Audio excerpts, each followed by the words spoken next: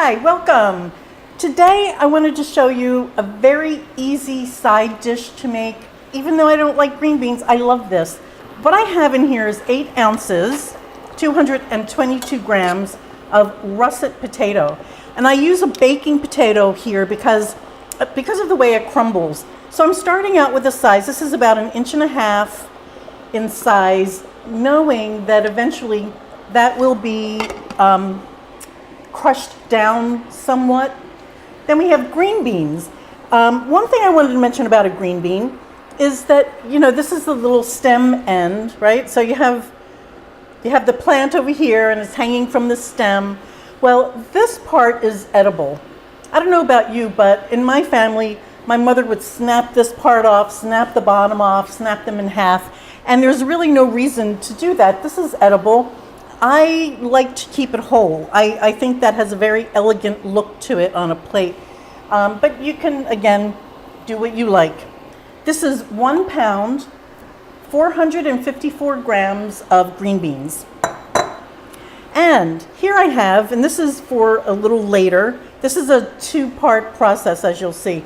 This is 4 cloves. They were about this size, so I would call that a medium-sized clove.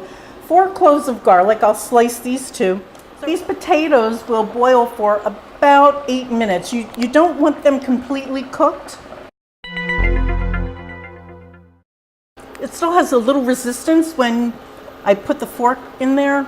They're almost done. So I'm going to put these beans right in there and have these boil along with the potatoes. Now remember, this water has already been seasoned with salt. I'm giving this about 3 minutes, and then we'll proceed to the next step.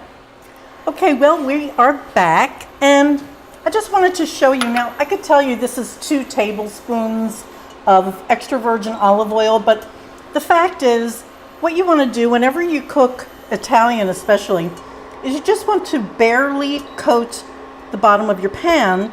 So it's not a lot of oil that you're using, but you want enough to spread out over the bottom of your pan, no matter what size pan you're using, and then you'll always be fine. So this olive oil is cold, as you could see by it's kind of sloshing around. What I'm doing now is I'm putting some garlic in here, and I'm going to let that just gently cook until the garlic becomes soft and just perfumes the oil, and that's called sweating. When you sweat a vegetable, it's like when we sweat. When you sweat, you become fragrant and moist, and and that's exactly what you want for this garlic. You don't want any brown on it at all.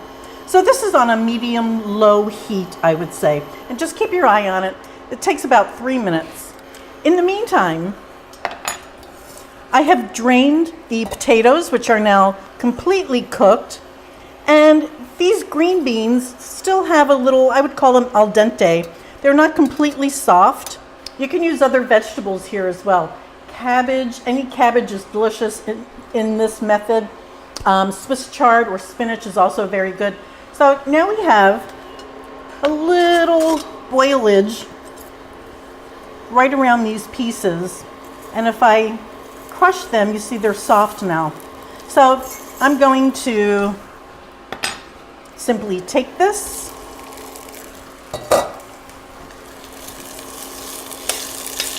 and just let these cook together. I'm going to put a lid on this and see what it looks like in about a minute. So after this has been cooking for just a little while, what you do is you go back in here and you just, with your fork or a spoon or whatever you have, crush the potatoes down just a little bit. And the way that the russet potato crumbles is the reason why I use russet in this dish as opposed to a boiling potato. It just ends up being very creamy and delicious. And just drizzle extra virgin oil over this before serving. That's it, that's the dish. It's full of flavor, very simple, rustic. It's great with any roast, and it's a nice lunch. You see how he did here. This is really delicious. I think I'll put a little black pepper over it, but other than that, it's pretty perfect. You don't taste the garlic It's just perfumed in with the olive oil, so it's way in the background, but you do get that little pungency of the garlic. The potatoes are perfect. That's it. That's the dish for today. I hope you try this. It's so easy. I think you'll like it. And thank you so much for watching. I hope to see you next time. Bye, guys.